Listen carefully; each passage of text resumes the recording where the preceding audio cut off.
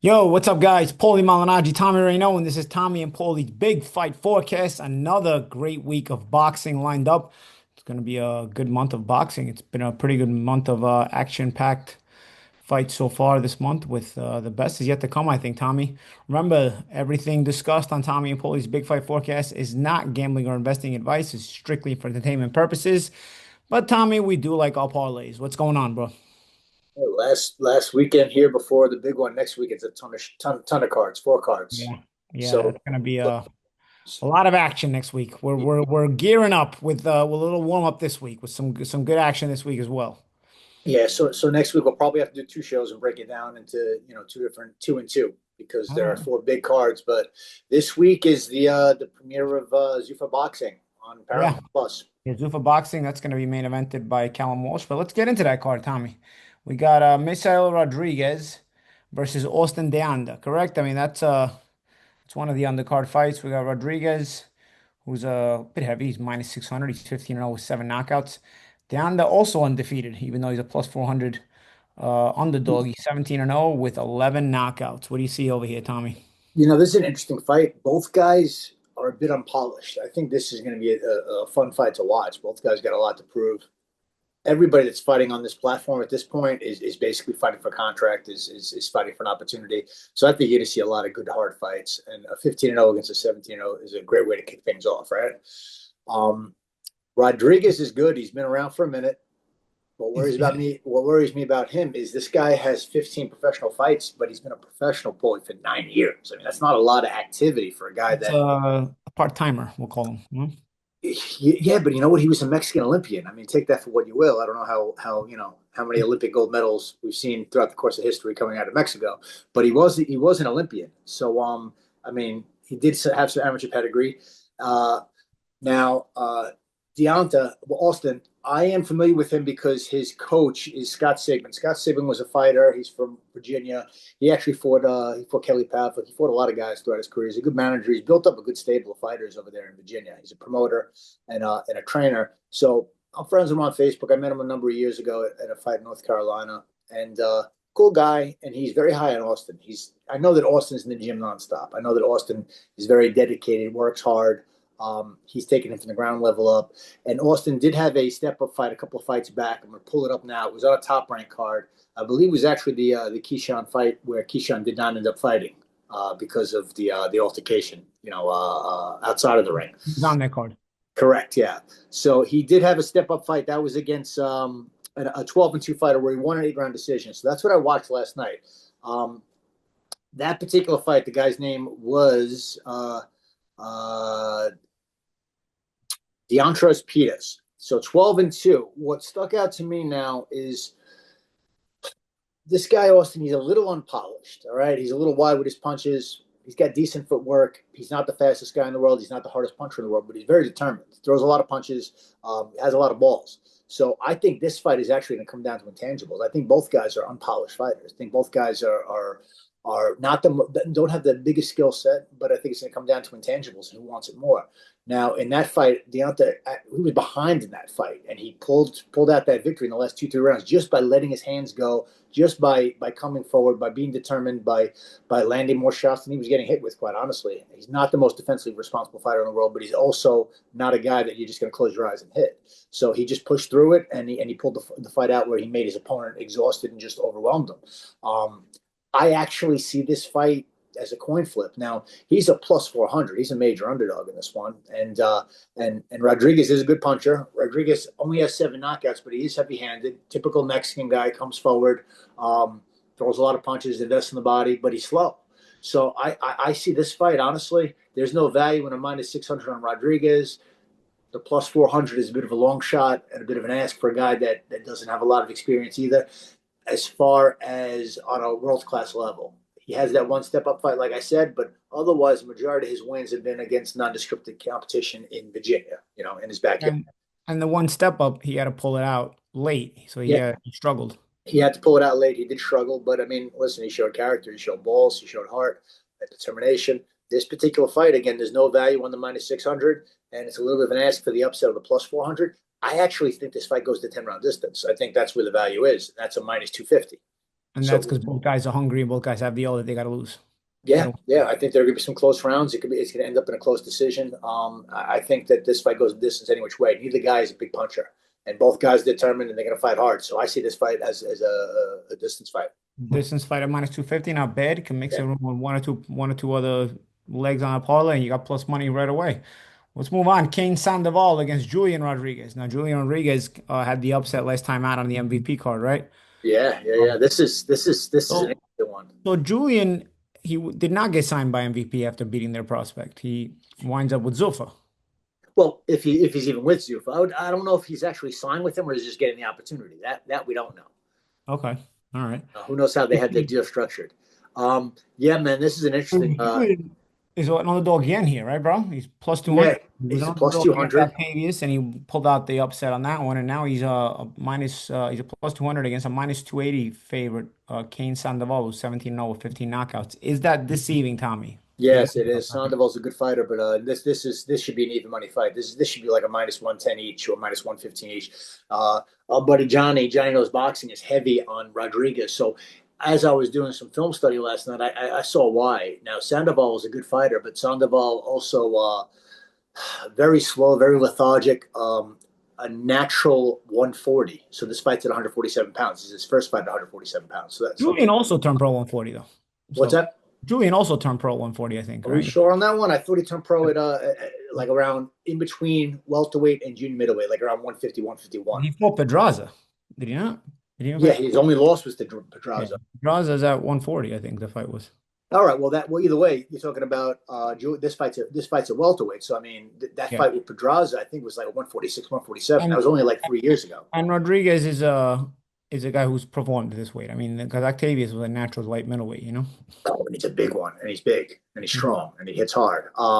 And Sandoval turned professional at 135 pounds, and he's been hovering around 140 the last couple of years. What's odd about him is, to my knowledge, I think he was a top right prospect, a top right prospect. I watched some footage of him from just a couple of years ago, and I mean, his body is completely different than it is today, yet he's still fighting at 140 pounds. And he's a young kid. He's only like 23, 24 years old, but it looked like two different fighters.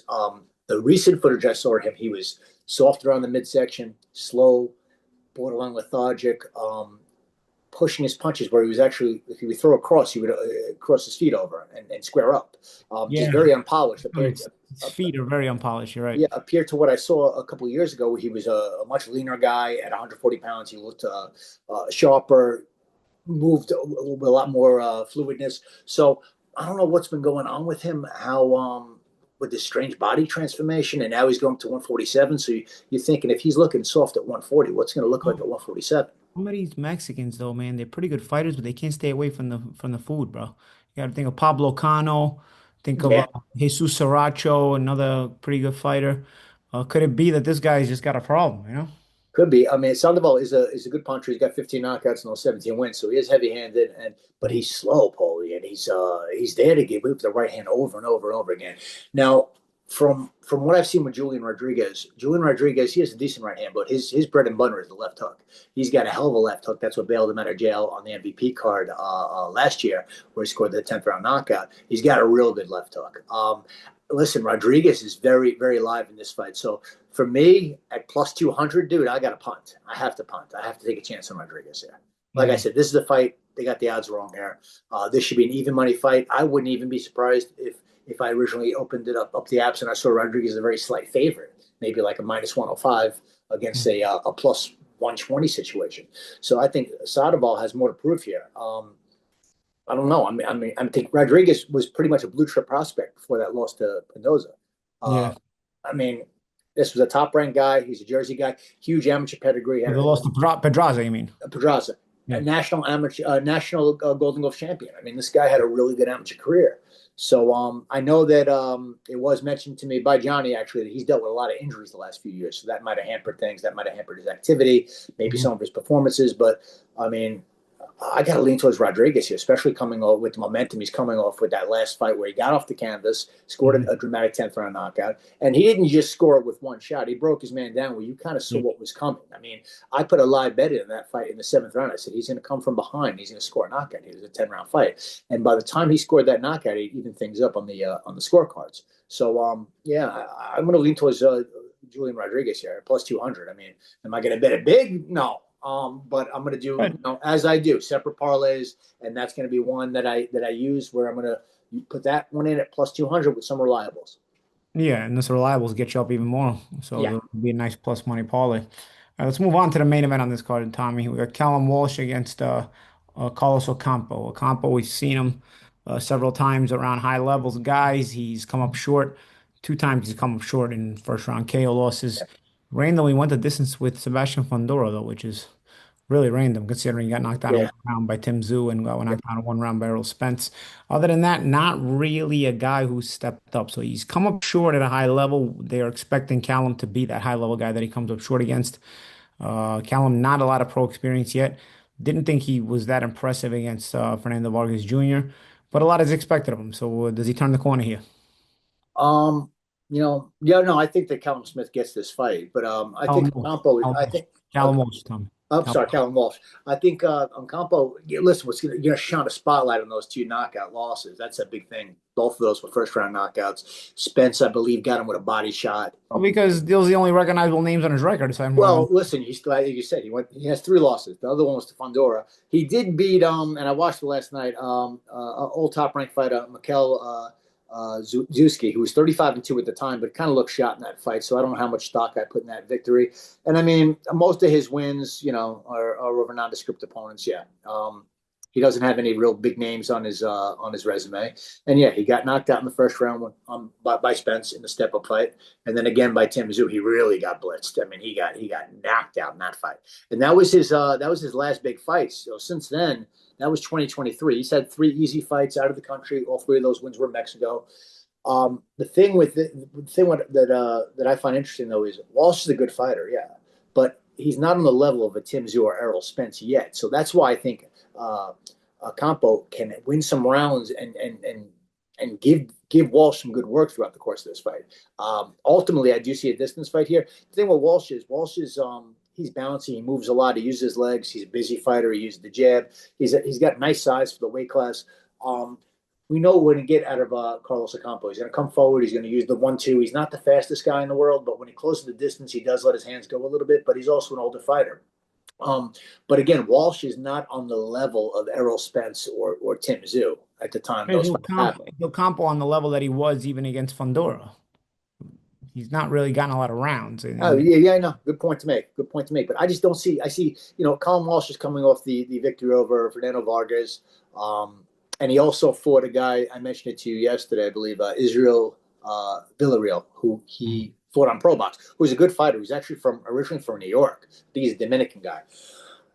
So both of those fights were step up fights for him. Both of those fights, he didn't have his opponent in trouble. He had to go the 10-round distance. He had to do a lot of moving, a lot of bouncing, a lot of navigating the ring and being the ring general in there and using the jab. So I just don't think Walsh is that big of a puncher. Yeah, he's 15-0 with 11 knockouts, but I just don't think that. I think a lot of those knockouts are manufactured.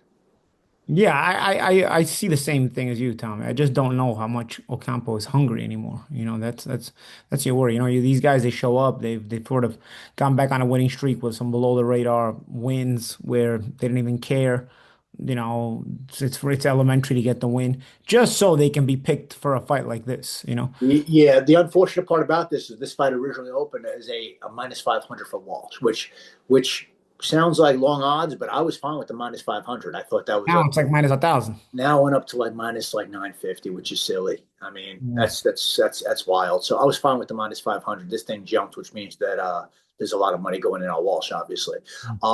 So if you asked me this question 2 days ago, I would have said just stick with Walsh for the money line because I think at minus 500, Yeah, you pair it with a good parlay and you get. yeah. Now you ask me, you know what, boy, I'm going to stick to my guns here. I still see Walsh winning a decision. I still see Walsh. Man, I can't get those knockouts out of my head, man, with this guy. Ugh. Yeah, but I mean, you're talking about two devastating punches. You're talking about Errol Spence at his But he very just, best. but he didn't look hungry. Like he's just like he mails it in when he gets stopped. It's like, Yeah, yeah, Spencer's a puncher, but I don't know. It's like, I don't know. I guess, if Ocampo shows up hungry, he's supposed to test Walsh a little bit, you know? But this guy, has he prepared to show up hungry? Did he get any real wins? one would hope so. One would hope that he's in shape and he's prepared and hungry for this fight because he's not going to get too many big opportunities after this if he doesn't perform. Win, lose, or draw, he's got to perform. But obviously, Walsh is a guy that Dana White has actually used on his platform for a couple of years now on UFC Fight Pass. So he's kind of like Dana White's like original fighter, one of his first actual Yeah, boxers. So we know Walsh is supposed to. There's a showcase for Walsh. He's going to be one of the faces of Zuffa boxing. And I'm sure he wants to make a statement, but can he make that statement and not come out of his skin? Because I think at the end of the day, this guy's a mover boxer. I think that he's a guy that has very good hand speed, a very good jab, and very good movement. He's got that Eastern European style where he's very bouncy and just behind that jab, and he responds to everything. So when Okampo comes and lands something of consequence, Walsh is going to respond immediately, and then he'll get back on his toes and box and move. I don't think he has that kind of killer instinct that you're looking for in a young prospect. That's going to get rid of guys. So I mean, hey, listen, could I be wrong? Could it be a second half stoppage? Absolutely. I mean, it's only a 10-round fight. Could it be a well, stoppage 6 through 10? Yeah. could always look at the live bet odds as we're watching the fight live and see what What we see by round 3 or 4, yeah. Listen, if he's touching this guy up a lot and putting hands on him, then yeah, you know what? Common sense is going to dictate that he's going to probably break this guy down and get rid of him as his confidence rises and he looks to make a statement and put an exclamation point on things. You can also tell by the opponent as well if Ocampo's fighting back, if he's kind of just, being too defensive once he's getting hit. You can I'll tell. tell you though, in the Fundora fight, I mean, he fought back the whole time. I mean, he was getting on the scorecards didn't reflect that. You look at the scores; they were Oh, wide. There was there, he won the distance. He was obviously motivated there, but man, we'll see. We'll see where he goes. I don't know. These guys are so random. Some of these yeah, opponents are so random the way they show up. Let's move on to Saturday's the zone card. The big main event there with Andy Cruz and Raymond Morataya. But let's go with down the undercard is Ismail Madrimov against Luis Davis Salazar. Obviously, we know Madrimov, big fight with Crawford that was rather competitive. Then he lost to Virgil Ortiz as well. He's one of these Eastern Euro guys who, despite not having a lot of pro fights, has been moved fast because these guys have an endless amount of amateur experience. He's also a former WBA junior middleweight champion. yep. What do you see here? Madrimov is very heavy, man. This is minus 30. Louis Davis Salazar was plus 1100. I mean, Yeah, what, I mean, what if, are we if you looking at? want What if do you we want to got? be you want to play it safe, put $3,500 on him and get yourself $100 bill, right? What's worthwhile here? Is there anything worthwhile? You know what, man? I'm not going to go heavy on this fight with those ridiculous odds. Salazar's all right. He is most of his fights are in the Dominican Republic. The one loss that he has was the one time he came to America to fight, and he got stopped in the eighth round of that fight. In a fight he was way behind the scorecards. I think he was down like 70-61. He had already been on the canvas twice in that fight, so he got beaten one-sided fashion, and it was against a guy that was 8-2. So yes, we're talking about a guy that's 10-2 here, but as we know, Madrimov has a ton of experience, a ton of amateur experience, Former world champion, former world champion, has been in with the best in the division. And I mean, listen, he gave But aside from dude, guy turned pro against Vladimir Hernandez in his pro debut. That's yeah, nuts. yeah, yeah, yeah. And aside from giving Crawford all he can handle, honestly, remember the timeline when he fought his last fight against Virgil Ortiz. Everybody in that card was getting sick, and there were rumors going into that fight that he Yeah. was one of those guys that got sick. I Yeah. just think they couldn't afford to have him pull out. He couldn't afford to miss out on a payday. He didn't Yeah. look himself in that fight. Now I'm not saying he beats Virgil Ortiz. I'm just saying he gives a much better account of himself because that's the card where Joseph Parker had to get a last minute replacement. Everybody's getting Somebody sick. else fell off the card. Cofield fell out. Yeah. Yeah, yeah, yeah. So I do take some stock in that because there were rumors that week that he was going to pull out of the fight. And I actually bet him in that fight to beat Virgil Ortiz, and it cost me money. But I also bet the fight to go the distance because I know Virgil Ortiz was not going to stop him. He's a very durable fighter. He's got a concrete chin. He's got a very solid defense. So ultimately, I saw that fight go in the distance. But once I started hearing about those sick rumors, listen, I take a little bit of stock in that. But Mhm. that was then. This is now. As for this fight, I mean, I don't know what Salazar is going to do to even be competitive. Honestly, I think Madrimov have a chip on his shoulder, coming off two losses in a row. Right? I mean, Pops him. Yeah, he's got to be hungry for a win. He's got to be hungry for an exclamation point victory. Yeah, I'll lean towards the stoppage. The odds on the stoppage. That's the one fight right yet that the prop bets were not out for a decision or a stoppage. But I see him stopping this guy. Salazar. All of his wins are in the Dominican Republic, and Okay. besides that, all of his wins are over guys either with upside down records or 8-7 Mhm. or 13-5, and they're all in the Dominican Republic. And you know he's in there with essentially a killer. Yeah. Yeah. Yeah. And a former world champion. All right. Yeah, so this thing could end early. Yeah. Let's move on to co-main event. Khalil Ko, 10-1 with 9 KOs.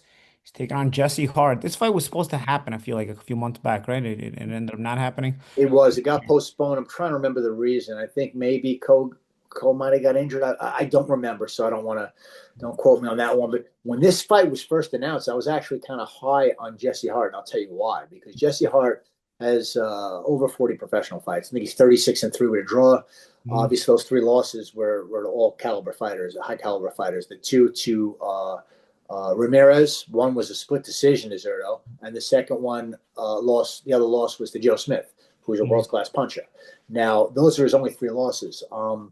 Never been stopped. I don't know if he. I believe he has hit the canvas, but this guy knows how to survive. This guy knows how to ride waves and survive storms. Now, I saw Cole fight at in Philadelphia when he got stopped, when he got knocked out in the ninth round. Now, that was on the Jeez, help me out here. Not Ennis card. I'm sorry. I was on the Ennis. It was the co-main event for Jerron Ennis. Now I was Mhm. at that fight live, and he didn't look great in that fight. Now he's 10-1 with 9 knockouts because he hasn't been a lot of rounds. And it seemed like the that particular night, as the fight wore on, fifth round, sixth round, you saw his gas tank depleting and depleting quickly. Mhm. Now the name escapes me. It was a Mexican fighter that he fought that night. He did beat him in the rematch. He looked phenomenal in that effort. Galagos, I believe the guy's name was. They fought in Gallegos. what's that? Gallegos. Do you know the guy I'm talking about? Gallegos. Yeah, I think we've had him on Pro Box. Yeah, and he cleaned him up in the rematch. I mean, the jab looked fire. Cole was landing the jab, breaking his face up, and Mhm. ultimately made him quit on his stool. Didn't come out for, I believe it was like the seventh round. So, you know, he learned something from that loss for sure. And it shows character when a guy loses, Paulie, obviously a prospect loses in Mhm. unexpected knockout fashion, stoppage fashion, and then he Mhm. comes back immediately in the rematch and then beats the guy on one side of fashion. Mhm. That definitely shows character, and he looked very good in that fight. Mhm. Hart has never been stopped, as I said earlier. Now, Ko has never been the 10 round distance. So that makes things kind of interesting to a degree. But Hart's 35, 36 years old now. His last fight was against Joe Smith in 2024. Wow. Okay. Now, Long. he has been active in that. What's the name of the league that you were commentating for? TCL. Team What, Combat League. Team so Combat League. he was fighting in the Combat League last year. So that means, I mean, he had like 8 or 10 fights in the Combat League last year. So that means at least he's making weight. He's training. Yeah. He was fighting in front of Yeah. And those fights are 1 round each. So. yeah, no, I know the sprints, but at Plus, least tells me, they force you to stay in shape. yeah, but Jesse Hart is not at least coming right off the couch. Yeah, yeah. So this one's interesting, man. This one's interesting. Let me see if the odds popped up yet as far as the distance, because that was, I mean, listen, I think Cole wins the fight, but I think that Hart is more than capable of going the distance, and I'm gonna tell you why. I watched the Joe Smith fight last night, and Mhm. as you know, Joe's a bomber. I mean, Joe's out there putting his all into every shot, Yeah. and Joe hits like a truck. And Hart was in survival mode, quite honestly, as early as round two or three. Hart was not there to win. The Mhm. scorecards reflect a split decision. I don't know what judge managed to give him the nod, because this was a 8-2 fight, 9-1 fight. He was there to survive and go rounds, and he did that. So the experience factor, the fact that he uses his legs, he moves around the ring. He's got so much experience. Listen, I think early on, if he sees that he cannot win this fight, I think he's going be fine with going the 10 round distance with a guy that's never been the distance before. I'm expecting to have decent odds on that, something like a minus 150. FanDuel does not have those odds up. I'm going to check DraftKings, but I like Koa for the win. So this is something I'll do two different parlays on. Koa for the win, minus 750. Not a lot of value there, right? Mhm. So I'll stick with the money line on that. And then I like the fight to go the distance. Mhm. That being said, I mean, it wouldn't be the worst idea in the world to put a bet in for Koa to win a decision, which will get plus odds on. But again, I just feel like Hart has so much experience and that he's been in Yeah. with a certain No, level of never been stopped. Philadelphia mentality. Just Philadelphia mentality again. And I think the odds might be up. Stick with me for a second. Oh, wow. No. Wow. This one's they're way behind on yeah, they still got just the money lines up. So if I had to guess at a minus 750, again, you're talking about a 10-1 with 9 knockouts. I'm thinking you're gonna get very, very close to plus odds for a decision for Cole. Okay. All right. And as far as the fight just going the distance, can Hart pull off the upset? I don't know. At his age, I highly doubt it. I Yeah. think he's the kind Have of to guy. get really dig down and motivated. I don't think he can do that at his And like age. you said, Hart knows how to survive too at He this point. knows how to survive. He knows how to go rounds. And I mean, listen, he's a stubborn guy. You go this long without getting stopped, this many Yeah. fights, pro and amateur. Yeah. You're not looking to get stopped by anybody, Yep. especially a somewhat inexperienced guy, a guy that only has, yeah, he's got amateur pedigree, but he's only got 11 pro fights. So Yeah. ultimately, this is another one where I like this fight to go the distance. And you're probably going to get that at like minus 200 or better, maybe minus 150. All right. Okay, we got the main event, bro. This is the big one. Andy Cruz against Raymond Murataya. Uh, Morataya is plus 200. He's 23-0 with 17 knockouts. This is for the IBF Lightweight Championship of the World. Andy Cruz at minus 270, only 6-0 with 3 knockouts because he's been that amateur phenom from Cuba. Morataya, though, nothing to play with, but Cruz has been special.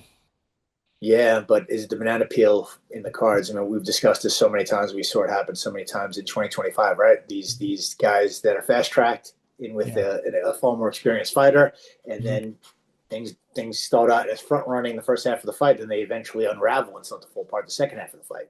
Yeah. But Cruz is one of those special guys. I think he's a Lomachenko-like talent. You're talking about a huge amateur pedigree. They're moving him fast in the pros. But listen, he's in there with Raymond. Muratalla is a very, very, very good fighter.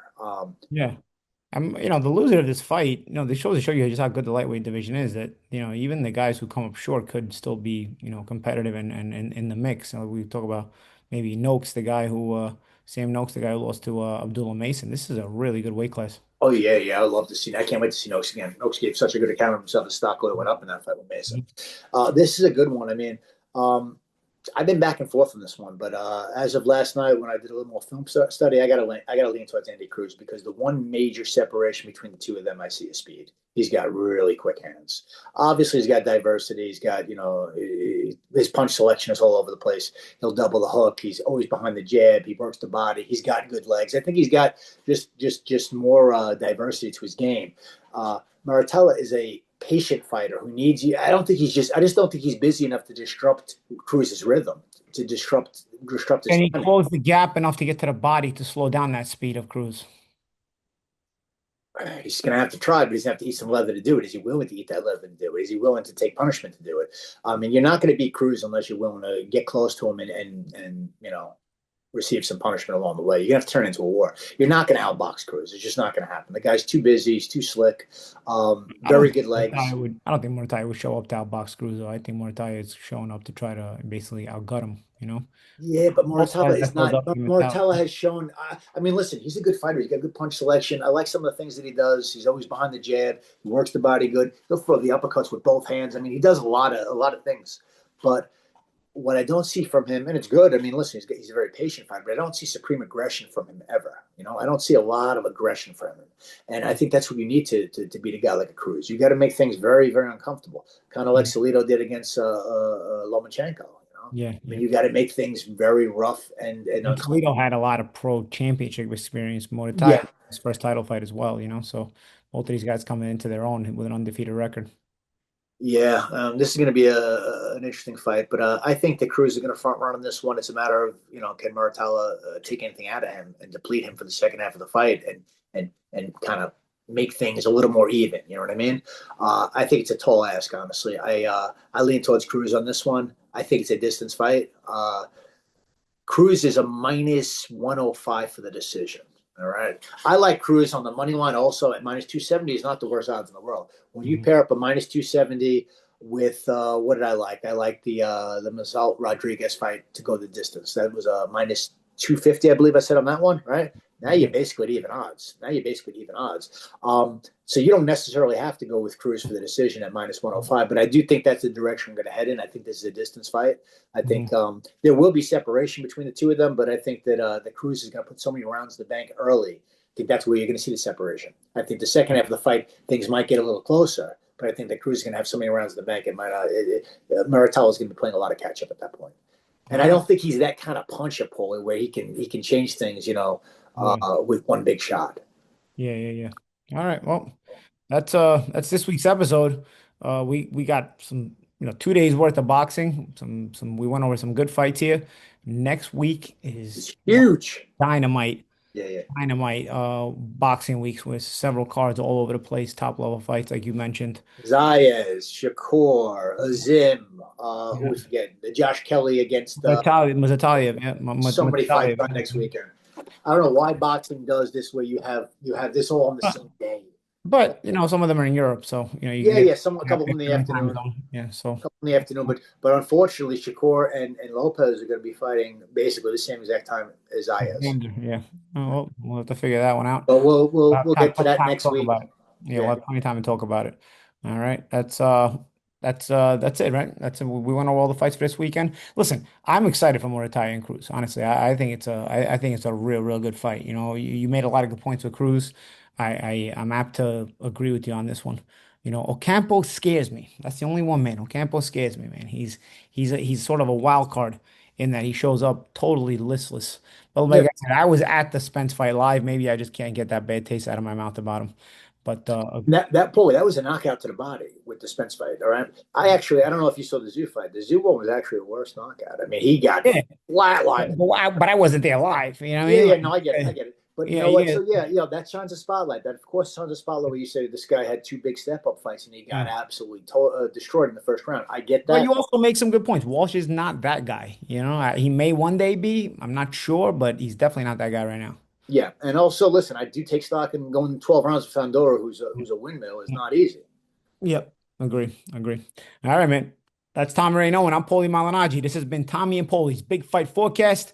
Remember to like, subscribe, leave your comments. Let us know what you think about our picks. Let us know what kind of picks you got as well, what your thoughts are, and we'll see you next week on another episode of Tommy and Paulie's Big Fight Forecast.